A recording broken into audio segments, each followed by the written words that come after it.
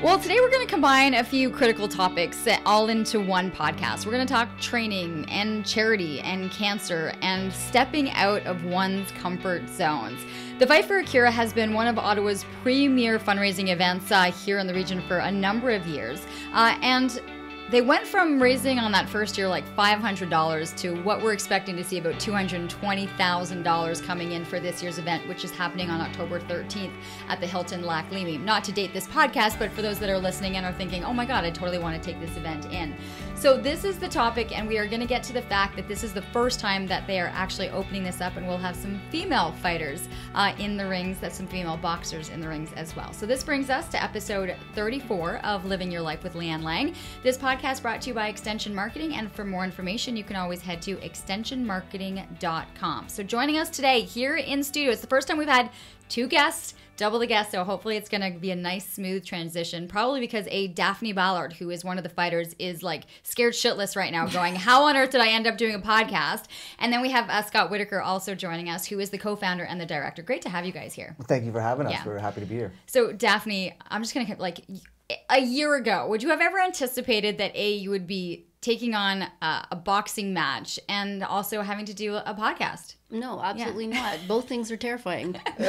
That's okay. We're going to get you out of the comfort zone, which is something you've already started to do, just being a part of this big event. And then Scott, congratulations to see the growth of this event. It is remarkable. Thanks. Well, it's people like Daphne and Lisa who have taken on this event that makes it grow so fast. We've kind of turned a new page in the last couple of years for Fight for the Cure, just with the white collar participants and the community we've built around it. Mm-hmm. That's what grown it, is the white collar competitors. Okay, so let's go through this. What was the concept of Fight for the Cure? And then, with the original concept that you had, and then seeing it kind of have this domino effect to growing to the size that it is. Right, so we started it as a way to, our grandfather was battling prostate cancer, and we had just opened a boxing gym 10 years ago. My brother and I and two other founders, Eric Belanger and Rob Imbo. And we wanted to put on an amateur boxing show that would raise money for a good cause. So we partnered with the Ottawa Regional Cancer Foundation because he was using their services at the time. And as a fun idea, we pitched Walter Robinson, who was the chair of the Ottawa Regional Cancer Foundation at the time, and Terry Marcotte, who was CTV sportscaster. And they just said, yeah, we'll box each other to raise money for cancer. And that was kind of the initial white collar bout that we had. It's pretty neat. You had two good names to come in right off the bat, right? We started strong. Yeah, you're getting your boxing club, which is new, and you're trying to get people the awareness. So you kind of had, you lucked in with, it was a good concept. Right, and we made a ton of mistakes the first year, and we didn't raise any money, really. We raised $500, which wasn't the goal at all. But it kind of started, people really were into Walter and Terry's bout. Maybe if we do a few more of these white collar bouts, we'll grow the event. And that's where it started, this white collar boxing extravaganza that we put on every year now. It's really started with Walter and Terry. Okay, it changes when you get the Prime Minister. Well, it wasn't Prime Minister at the time, but Justin Trudeau has even taken part in this. Right, so that was a huge year for us. We were on the newspapers in Japan and Germany, and we were getting phone calls from everywhere, people wanting to know what was going on with this event.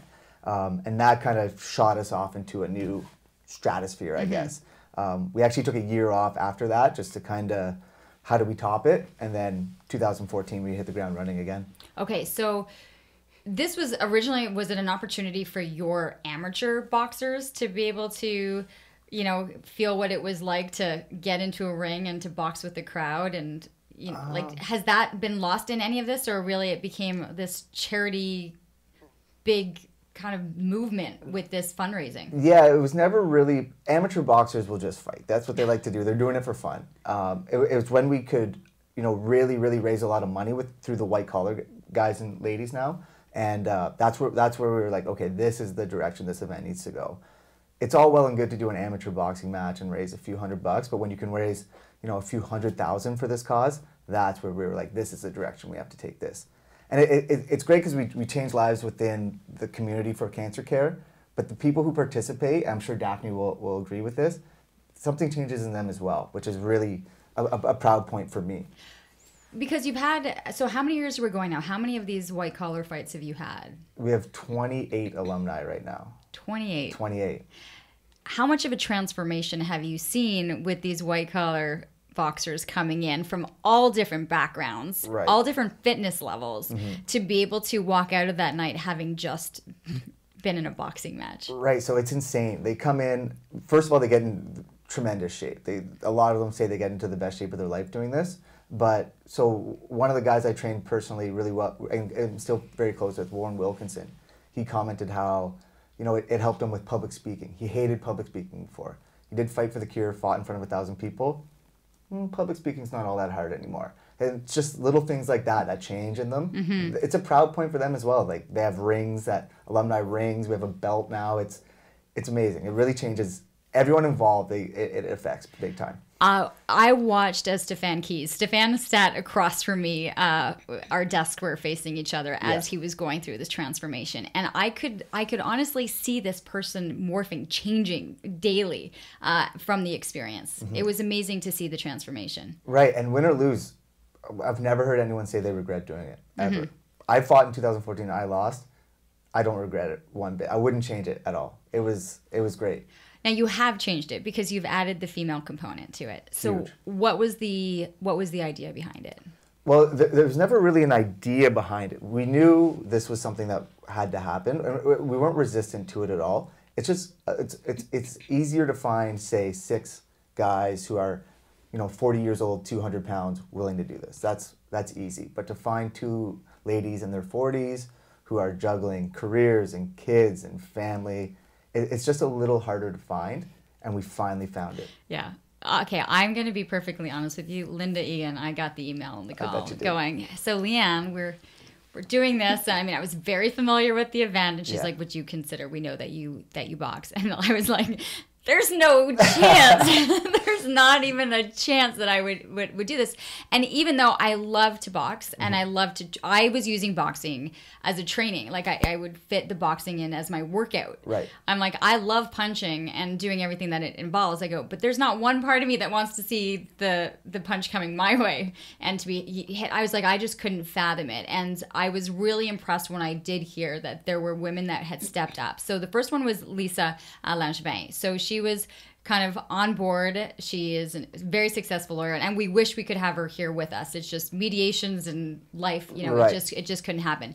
You were able to get the go ahead right off the bat that there was somebody on board. I actually wasn't even really given the choice. When I first met Lisa, she came up to me and she said, "Hi, I'm Lisa. I was at Fight for the Cure. Loved the show." And I was like, "Great, I really appreciate that." And she's like, "Oh, and I'm going to fight next year." And I was like, "Oh, okay." And she's like, "I'll find my own opponent. I'm going to do this next year." And she set me up with Daphne. We met, and how could I say no? Right. And they've been the ideal candidates for our first female bout. It's been a tremendous experience for me. All right, I'm going to come back to you then back on to this me. one. Yeah. I'm going to go over to Daphne now as she is sitting there. So Lisa and you have a friendship that goes back 20 years. Yes. Is that about right? Yes, 20 years. 1998, we met playing Gaelic football. Okay. So you were together as athletes on the same team. Yes. Playing together. For years, for 20 years. We've traveled to Ireland together a few times. We've gone all over the place playing, and we've always been super close. Okay, so when Lisa comes to you and says, "Oh, Daphne, I have this great idea. We're going to take this friendship and we are going to box in this fundraising, event." Well, I didn't really think she was serious at first. Okay, let's be realistic. We were actually at a tournament, and she said she was going, and then she mentioned actually doing it. And I'm like, you're crazy. Like, when do you have time to box 2 or 3 times a week? And then she's like, oh, yeah, we should do it. And I'm like, yeah, punching in the face is just not something that I want to do. And then, she talked about it a bit more, and then I was like, okay, I guess I'm going to do it. Why not? Okay, why not? Have you thought about the fact that you have this 20-year friendship and all of it could come pummeling down as you're both, trying to hit the crap out of each other? It won't. It won't. We know what we're getting into now. And now, at the beginning, I thought maybe there's no way I'd actually be able to hit her, and it was a bit of a concern. But after spending months in the ring trying to punch Scott and all the other guys, I think I could punch anybody. And Lisa knows we're going to throw it on the table and see what happens. Because Lisa's been going through this exact same experience. Exactly. She's been doing the same thing, kind of going, okay, Yeah. it's going to be fine. I'm going to be able to hit Daphne. Both of you have incredibly busy lives. And so I think this is where I come into, and you were like, how on earth are we going to find women in their 40s with careers and children? So you have a very athletic background that you've been able to kind of keep up even with a young family. You run, you've done half marathons, you've done marathons. Take us through, like, you've got an impressive athletic background. It started early for you, young age? Since I was young, I was always into running and any sport I could kind of get my hands onto. And it's always been ever since, and even having kids, I thought, I'll have kids, I have to work. If I have spare time, I'm going to play sport. Any sport I can play. So that's always been kind of my mindset, and it's what I love to do in my spare time. So you have the kids. How old are your children? They're 6 and 8. 6 and 8. Are they aware of what mom is going through right now? They are. They come with me almost every week to boxing. They love it. They come and they watch, and they take videos. Most of my videos on social media are from my children, and they cheer me on, and they just think it's great. They love it. They get upset if they can't go. Really? Yeah, they love it. So that's big time been one of the new mom things. So with our first female competitors, for 9 years we've never had kids in the gym, and now every week we do. And it's good. It's fun. It makes things a little bit different. It's not the boys club it was before, but I think it's in the best way possible. It's not the boys club it was before. We have these mom moments that happen all the time, and it's way different, but it's better. It's still the boys' club. No, we're not just as invading it a little bit. But that's okay. You're making it your own a little bit. Yeah, we're trying to. So your children are on board. They come. They watch you train. Have they been able to see you in the years? Because you said you played Gaelic football. You've run these marathons. You've always dedicated your time, because a lot of women or people out there going, I don't know how to fit this in, right? Mm-hmm. They're in that rut of, I go to work, I've got the kids, kids have carpools and activities, I don't have time for me. How important was it for you as you were kind of getting into the workforce and motherhood to keep that up? Well, it was super important for me to stay healthy, and just mentally, if I don't play sports, I'm not happy. And for me to be happy, my kids have to be happy. So I just drag them with me. They've come to football practices and soccer games and everything. They come and they play on the sidelines and they cheer, and they get to know my teammates, and a lot of the other teammates have kids as well. So they've all bonded, and it's great. And it just shows them that you can be active. And just because you're a mother, you don't have to stop doing what you love. You have to tone it down a bit. I can't play sports 5 days a week, but there's no reason why I can't go play soccer once a week, and my kids just come and enjoy it as well. We're taking our kids to all of these events. We're taking our kids to swimming lessons and to soccer practice and to the soccer games or to the rink. It's nice that they see this. And so would you say amongst your team and your teammates that there are many of you who are doing this, juggling the work and the kids and still finding that time? Definitely. For sure, my Gaelic football team, there's a lot of moms that bring their kids, and we all juggle it. It's fun. Have you ever seen, or do you have any teammates that have done this later in life, that they weren't this athletic kid through high school and university, but that they've chosen to take something on a little later in life? Yes, definitely in Gaelic football, there's different people that come out, because it's a newer it's not a new sport, but it's not super popular in Ottawa, and so we kind of are always trying to recruit. So we'll get people who just like, oh, let's try this. I'd like to try sports. So they come out and maybe give it a go in their later years and bring their kids. And there's a kids program as well, so everyone kind of gets involved. You play these sports, you run these marathons, so we know that you're physically fit. How different was it when you first started going to the training sessions to try something completely different?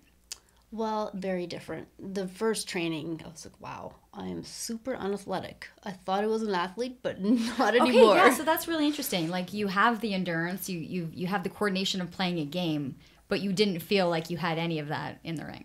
No, it's just totally fish out of water. It gradually got a bit better, but even still, there's days where I just don't know what I'm doing. There's no ball involved, and it's so mentally challenging. There's just so much thought process towards it. You have no idea just watching it on TV how much you actually have to think about what you're doing and how you're going to defend, and I just wasn't used to that. I go on the soccer field, and it's pretty simple. I know exactly what I need to do, where I need to be. It doesn't always work out, but I know what I need to do. Whereas boxing, sometimes you think you know what you need to do, and then you're like, no, still not doing it right. So there's just always something to learn, I find. Whereas soccer, I'm kind of at my peak. Where you figured it out. Yeah. So how do you then, as coaches, have two athletic women come in who, have played it at elite levels and have been able to, reach amazing thing to be able to do these half and these full marathons. How do you then retrain them to this kind of a sport? So it's funny. You can count on one hand. I've been boxing for 12 years now. You can count on one hand the amount of people who have come in on their first day and have been good. It just doesn't happen in this sport. There's too much to learn.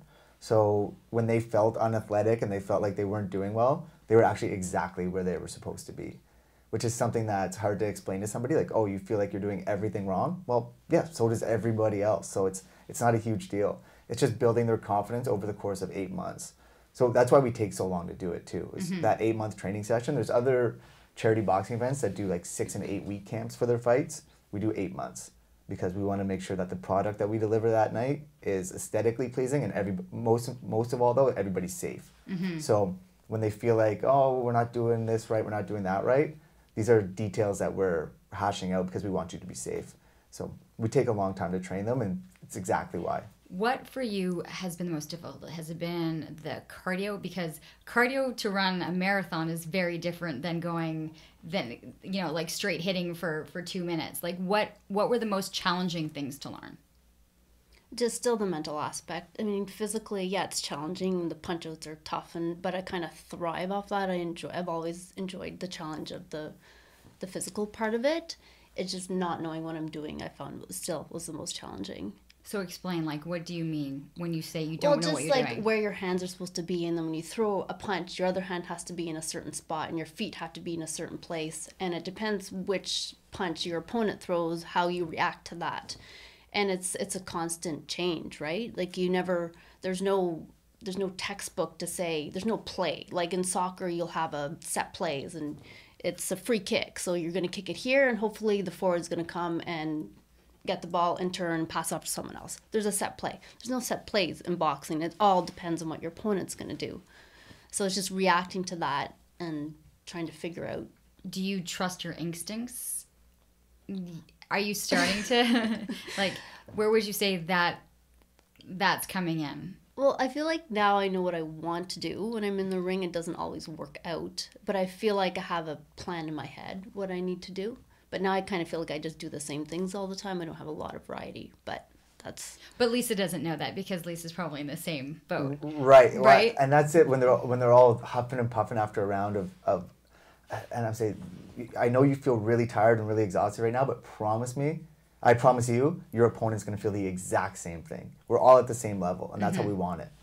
Have you been able to see that? I mean, you've seen both Daphne and Lisa training, so based on that, would you say that they both have different strength and different weaknesses? So are you allowed to say? I mean, this from a coach's perspective, you've got a very new foreign sport that they're taking up, to know that there's going to be ways and opportunities to find their points with each other. Right. They both have their strengths and their weaknesses, and we try to build those up. But I wouldn't put them in there if I wasn't 100% confident that they're going to do a really good job.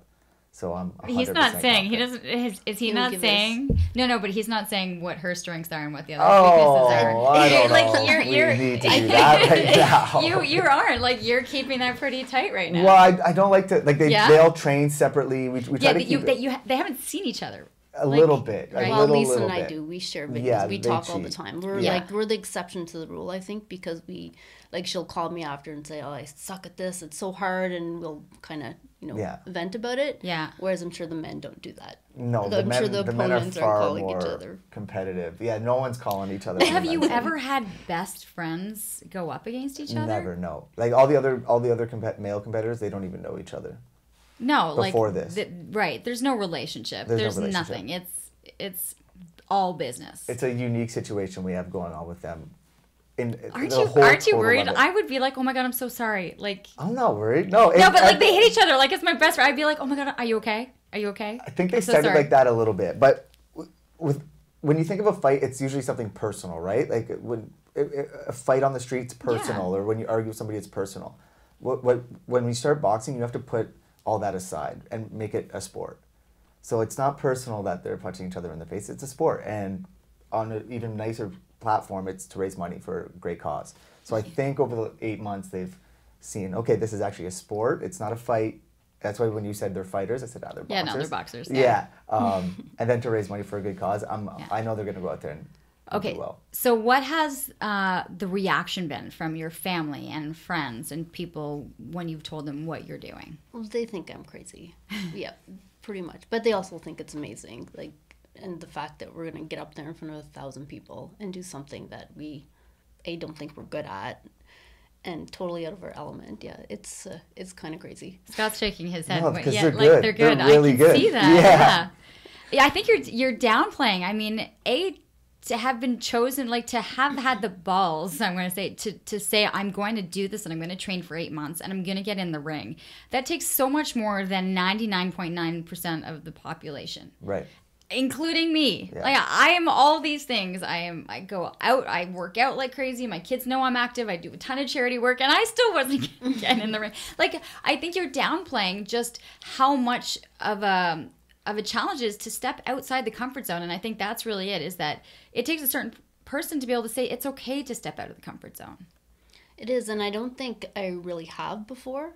I tend to do things I'm good at, and all these interviews and boxing, and I honestly, when I was approached, I didn't think I'd be any good at it. I like sports that contain some sort of a ball, and to just stand there in a ring and try and punch someone, it wasn't appealing to me, and I really didn't think I'd be any good at it. Like, had you ever watched a boxing match? Just like on the Olympics a bit, or highlights on the sports news, and I thought, and honestly, I didn't even think. It was like they just stand there and punch each other, and I didn't give it the credit it deserves, and now I see how hard it is. Okay, so that's it. Let's go with that. People often just think that there's two guys standing in a ring just trying to beat the crap out of each other. How much of it was the athleticism has come into play to realize just how difficult of a sport it really is?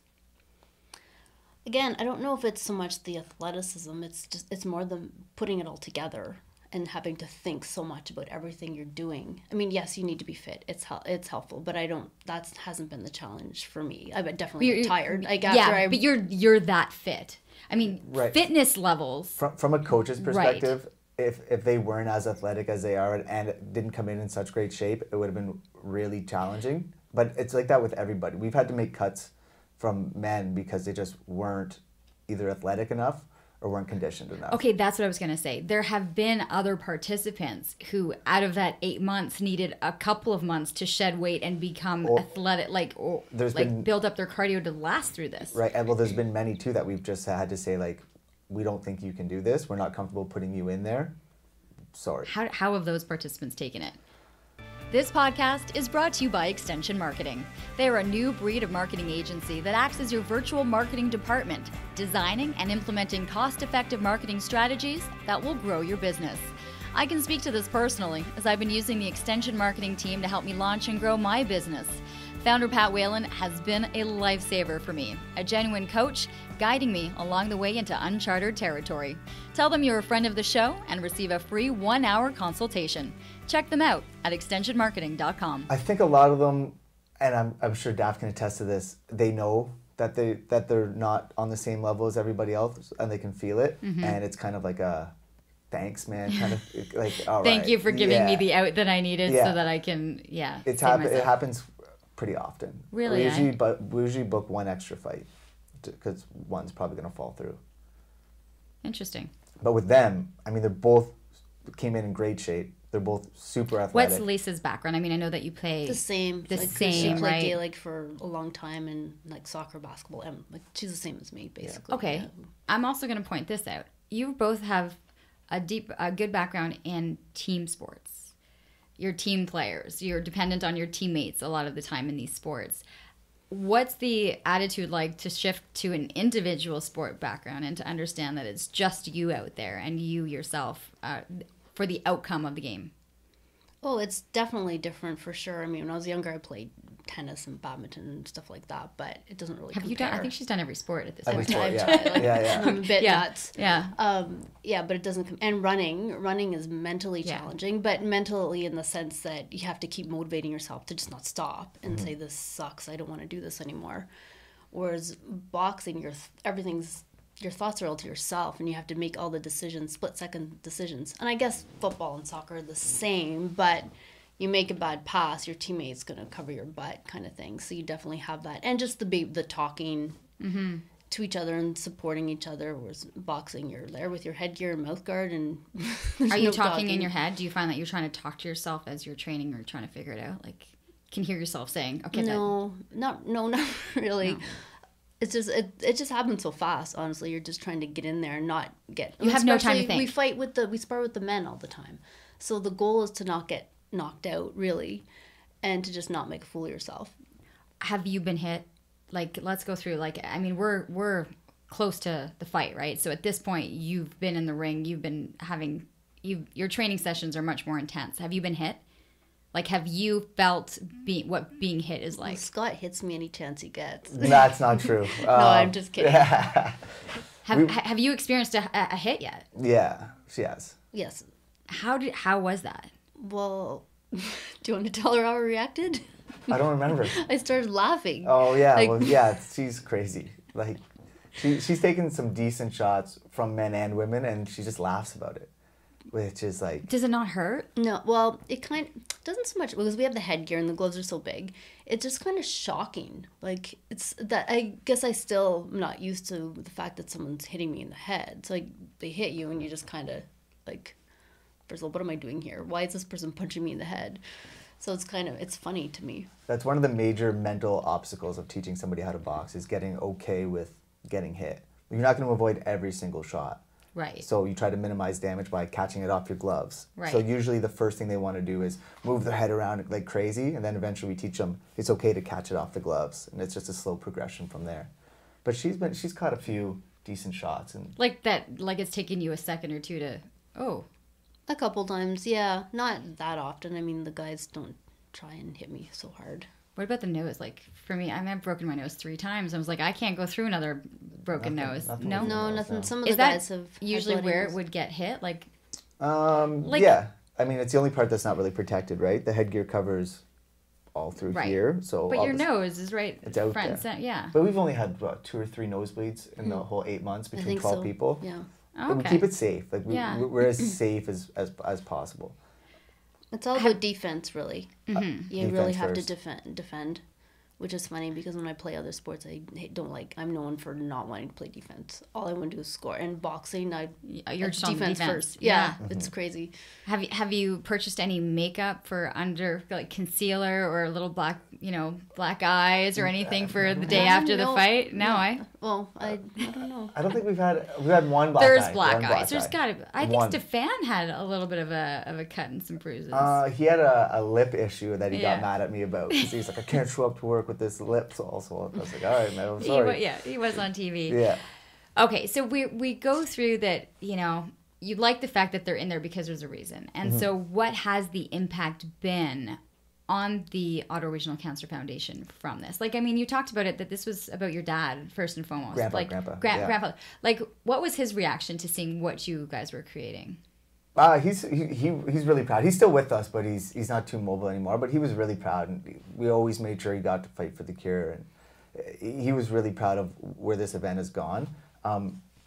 Every year we bring the competitors by the Ottawa Regional Cancer Foundation just so they can see what actually goes on there. And before I took over last year, the Cancer Foundation was just a name, right? Oh, you're supporting the Ottawa Regional Cancer Foundation. That's all well and good, but what do they actually do there? And then when we took a visit there this year, it was really powerful stuff. And I think it really motivated the fighters. Okay, we actually are making a huge difference within the community. Every dime we raise stays in the Ottawa community. And one of our competitors this year, Wayne Lyko, his wife beat breast cancer a few years back, and she used a lot of the Cancer Foundation services. So, I mean, he's been vouching to us too. Like, this is really important. And I know for Lisa, your best friend and your competitor, like, it touched home. This was something that she was very passionate about. Yeah, she lost her father to cancer. So everyone competes for a reason. There's no one here just, I want to do a boxing match. Everyone has their backstory, and we tell that story at the event, but it makes a difference. That's what one of the big differences we did last year was take everyone to the Cancer Foundation, let them see what happens, and it always motivated people. $220,000. That's a lot. It's a lot. Yeah. Like, we're really proud of that. I would be really proud of that also, and has it been just because there's the white collar aspect, but then there's the business aspect of businesses and sponsors coming on board, that this has become bigger than just the boxing. Right. Like, so Heart and Crown has always been our headline sponsor since year 2. And they'll be with us as long as they want to be there. They're like the staple of the market. Everyone in Ottawa knows the Heart and Crowns. We're so honored to have them as our headline sponsor. But this year we had 6 more companies come in for sponsorships, which I wish I could say I was out there grinding to find them, but people were hopping at this event, which is always a great sign. Like, most charities would be incredibly jealous for you to say, like, we didn't have to get out and solicit and go door to door asking for funds. It was like people just wanted to be associated with this. Right, and I think the more exposure we get for the event, the more people are going to want to be a part of it. How often after the event will you get people calling the next Monday going, I want to come in and I want to take a class? So I already have people emailing me almost daily. Probably six, 7 a week. And then that night is everybody wants to compete. And I say, sleep it off Sunday, talk to me on Monday. And then the process starts again, just getting people in the gym, meeting them, seeing if they're athletic, seeing if they're in shape, seeing if they're serious about it, trying to find people who will go through with it. So how many fights do you have? This year we have 7, Okay. 6 white collar, and then we have a feature main event, which is the former Canadian 132-pound champion against the current Canadian 132-pound champion. Okay. Yeah. So 14. 14. Yeah, 14 competitors. 2 of which are Lisa and Daphne. 2 of which are Lisa and Daphne. Okay. So we're getting there. And then when you say that on Saturday night everyone's coming up to you saying, I wanted to do this next year, and then you say, sleep it off on Sunday and talk to me on Monday. Yeah. What do people anticipate? Like, do people have the right mindset when they come into a boxing studio or a boxing club as to what they're really going to be doing? I think one good thing about people at the event wanting to do it is they know that, like, it's serious. Like, they're going to be in front of 1,000 people. So the people who usually get recruited from the event know they're serious about it. It's the people who hear about it through a friend, or they don't know the scale of the event. So that's different. But boxing gyms are intimidating. Even when I'm out of town and I want to go train at a boxing gym, it's always weird going to a new boxing gym. Okay, so you have your own boxing gym, and yet you'll feel intimidated. We train at a one called Final Round Boxing. Okay. Yeah. But you can go into another boxing gym and feel intimidated. Depends like, where I am. Why? What is it? Is it the mindset? Is it, like, what gives it that feel? Well, people are always very attached to their own boxing gym. I'm sure when you go to, like, a random just gym, people are kind of giving you a look like, who's that? At a boxing gym, it's just the same. Yeah, and there's a lot of egos and a lot of tough guys. Where are the egos coming from? Like, if she'll attest, as soon as she's done her fight, she'll be proud to be a boxer and proud to be a fighter. They're proud guys. We work really hard to get in there, and then we box. We have the nerve to do it. We're proud. Okay, how many people are like me who like the physical outlet of boxing, but just want that and have no desire to step into a ring and be hit? Well, without people like you, there would be no boxing gyms. Okay. So it'd be like 99%. Like 1 out of 100 might compete one day. 1 out of 100 want to step in the ring and actually compete. Fight. Yeah, it's rare, but I get it.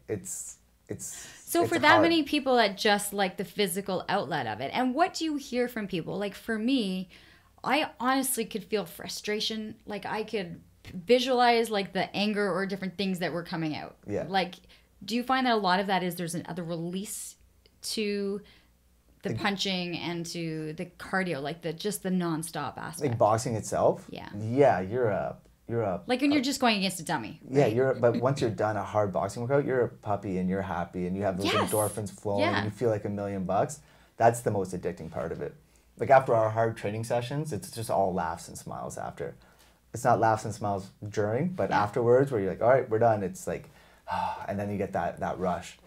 Do you feel that? Yeah, for sure. You feel great after. I can't sleep when I get home. Yeah. I'm wired for hours. Okay, how have you fit in the training then? If you're saying you can't sleep, so you're going at night, like when? Yes. Yeah. So between 7 and the first shift is 7:15 and the second one is 8:15. So by the time we're finished and get out of there, it's 10:30 by the time we get home. Okay, I'm sorry. Did you say you have 2 shifts? 7:15 and 8? Yeah, like the red team has a shift and then the blue team has a shift. We alternate. Yeah, we train as teams. Okay. So the people who are fighting out of the blue corner and the red corner, yes, one's at 7:30, one's at 8:30, and then you rotate. alternate. Yeah, we rotate every week. Okay.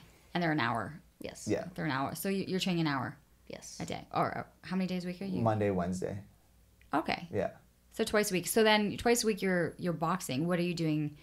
You know, I take it with you. You need more than 2 times a week. Yeah. Well, I so- run. I probably yeah. run. Well, now I'm running probably 3-4 times a week at the most. Has your running changed because of the boxing? I kind of toned it down a bit because I felt like I was actually a bit sore from boxing, just the gym floor. So I kind of had decided to tone down and I just run just to, kind of maintain. And what about intervals? Because you're kind of going hard. Like it's 2 minutes?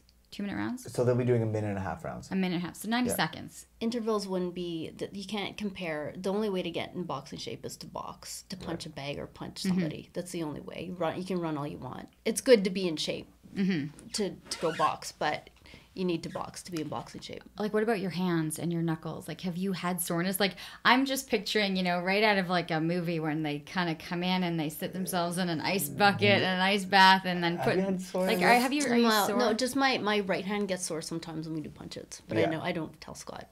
Yeah. You don't even keep tell. it a You don't even secret. tell coach. No. No, that's good. They just though. suck it up. Yeah, because it's part of it. Like your hands It's are gonna gonna get sore. hurt. They're doing It's something gonna- they've never done before. Do you get wrapped up? Yes. Yeah. Do you do that on your own now? Yes. Like, okay. That's- Like, is there an art? Like, once you're starting to wrap up the hands and stuff, does your mind shift? Does your mind shift from the needing to go pick up groceries and the checklist and the work assignments, and once you start the wrap of the hands that you're for sure, changing your person? except for when my kids are there. But for me, that's what sports is, because even when I'm running or you're driving, you're always thinking about your kids and what they're doing, what you have to do. You have young kids. But when I'm playing a sport, it's blanked out. I don't even know I have kids. It's really bad to say it. You're just so focused on what you're doing. And it's the same when I get in the boxing ring. The kids are there, but they're doing their thing. And like it's total time out from everything else, which I think is what I enjoy the most about it. Will you continue to do this? So fights in a couple weeks. Can you see yourself missing it or wanting to get back? I'm going to miss it for sure. I'm actually shocked at how much I'm going to miss it. I don't really want it to end. Like, I want the fight to be over, but I'm going to miss the trainings. And the thing is, we can go train at the gym, but training for this fight is not the same as going to the classes. So we'll never get that again unless Scott lets us help next year. Yeah, Then I'll they can come and definitely help next year.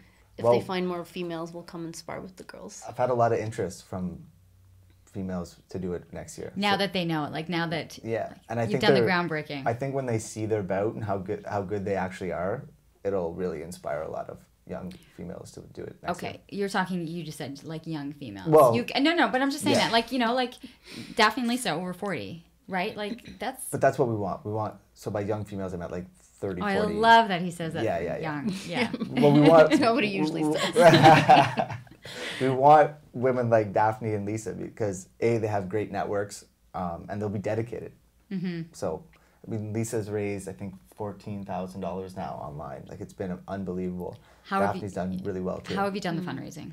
I'm not as great as Lisa, unfortunately. She's a partner in a law firm, so she has a lot of contacts. I work for her husband, so he sponsored me, so that's nice. She's done fine. She's very humble. Everyone's done a really good job this year. So.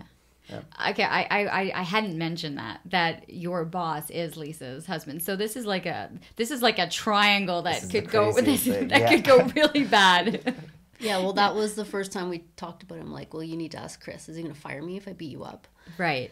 So he hasn't said he will or won't, so I really don't know what's going to happen. But does he get it when you're coming in and you've had a late night of training, or like there's a lot occupying your mind right now, that he's seeing it at home with his wife Lisa coming in, and then he goes to the office and his work wife. Yeah, so I don't think he really loves it because it is taking over. It's taking over everything. He's only got 2 weeks left, so yeah, exactly. Yeah, like honestly, like his wife and his work wife both going through this experience. So that's what he says. It's a lose-lose. He didn't even want to come to the fight. No, it's a win-win. When he sees it... Oh, yeah, like how is he going to be at that fight? When he sees it, when it's done and he sees what they did, he's going to be so blown away.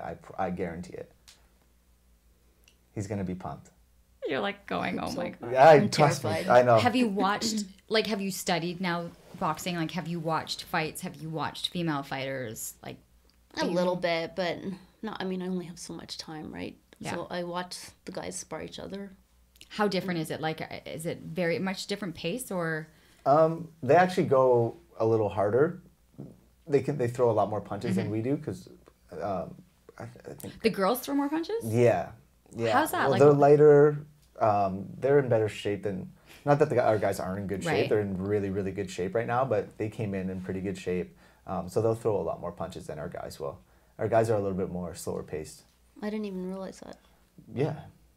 Yeah, big time. So you're just throwing the punches, hopefully blocking them. Their defense is good. Their defense is good. Yeah. We've been working on it. I remember when we were doing it, like a lot of lunges, like a lot of squats, because you're going up and down, right? We haven't done too many squats. We do so. Like squat, like it's Yeah, it's tiring on duck. your legs. Like if your legs Yeah. go quick. Like she said, the best way to get in shape for boxing is to box. You can come in as a marathon runner and you still get tired in that minute and a half. You know, you've done it before. So a lot of the training that we do, the reason we do so long, it's a lot of mental. So to make sure that they're mentally in the right spot to know, like, I can do this minute and a half strong 3 times, that's the key. That's the key to success. Because their bodies can do a minute and a half, no problem. Anyone's can, really. It's just it takes a long time to build up the endurance to do that. right, but it takes a long time to build up the confidence to do it as well, and that's the biggest key. Listen, do you feel confidence has been something that you've achieved in this? I mean, here you are, you didn't even want to come and have to talk on a podcast, or you're getting in front of 1,000 people. Exactly. But is it something that is almost liberating that this, I'm not saying later in life, because I still find that we're young, but we tend to kind of box ourselves in and kind of just be content. And most people don't have the guts to do something like this. Oh, for sure. And I still don't think I'm great at it. But when we first started, getting in the ring was terrifying. Getting in the ring with Scott and his brother, who are boxers, and then having all the dudes around the ring watching, it was terrifying. So it was getting over that, and now there's still times where I'm like, a little bit nervous, but it's definitely a lot easier. And it's confident, just kind of knowing what you're doing. So definitely building confidence and getting over, I was like terribly camera shy and just scared to death to do anything like this. And now it's definitely a lot easier. And I never thought I wouldn't want to do it. All my life, if I wasn't good at something, I just wouldn't do it. I tried skiing once. I hated it. It was like, I'm never skiing again. And I didn't. I don't ski because I wasn't good at it one time. That's kind of my mindset. So for me to spend 8 months trying to get better at something that I didn't think I was any good at.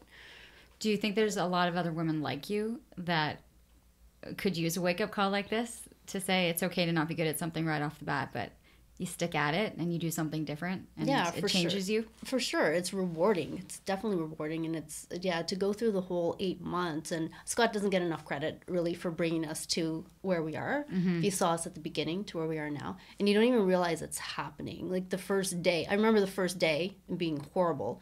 And now all of a sudden we're boxers. And I don't remember the middle, really. It's been a gradual thing, but it feels like it just kind of happened. Mm-hmm. And you don't even realize the little steps you're taking to improve. And that's his patience. Like with 12 people he's training, to take all those people of all different athletic backgrounds and abilities and all our little quirks and... A lot of quirks. There's a lot of quirks. There's a lot of personalities. Yeah. How much is figuring those out? Yeah, it's everything, but that's what coaches have to be good at, right? If you're not good at, you have to connect with everybody a little bit differently, and I think that's something I really do focus on. To touch back on her point where you asked if she was different, I think for most of our competitors, it's after. Where they sit back and it might be the week after, so we train Mondays and Wednesdays. The Monday after where it's all said and done, I think they'll look back and be like, I can't believe I did that, and be so proud of themselves. That's usually how it goes. As a coach, what are you most hoping for each of these athletes stepping into the ring? I hope that they look back and they say, I'm so happy I did that. If someone said, like, oh, I wish I didn't do that, like if someone gets beat up, which I don't think is ever going to happen, but if someone did and they regretted doing it, I'd be pretty beat up about that. I just want them to say, I'm so proud of myself for doing it. Because it's amazing. It takes so much nerve. I said at the Cancer Foundation, and I didn't mean to, belittle any of their other events, but they're not doing a 5K or a 10K or they're getting in front of 1,000 people and they're boxing each other. That's something no one else is willing to do. Very, very small percentage. So be proud and tell people and say, I did fight for the cure. And it for me, because I know I did it and I'm so proud of what I did, I've been boxing for 10 years at that point. For them, I'm blown away that it even happens, and I'm so proud of everybody that does it. And you can see, like she says she doesn't remember even the middle part. Right. She remembers the start and she remembers where she is, but she doesn't remember the middle part. I remember the whole You middle remember part. the whole Yeah. I remember every part very, very vividly, yeah. And the personal, you talk about a good coach figures out everyone's nuances. Yeah. And do you find that's the difference? When people are looking to try something new, or even to go to the gym and find a trainer, or to try a new sport, like what do you recommend that the relationship between athlete and coach is, so that they're both getting the most out of the situation? Well, it has to be a give and take.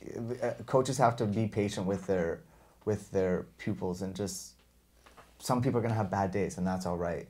Some people need, that smack and say, let's go, and some people need, don't worry about it.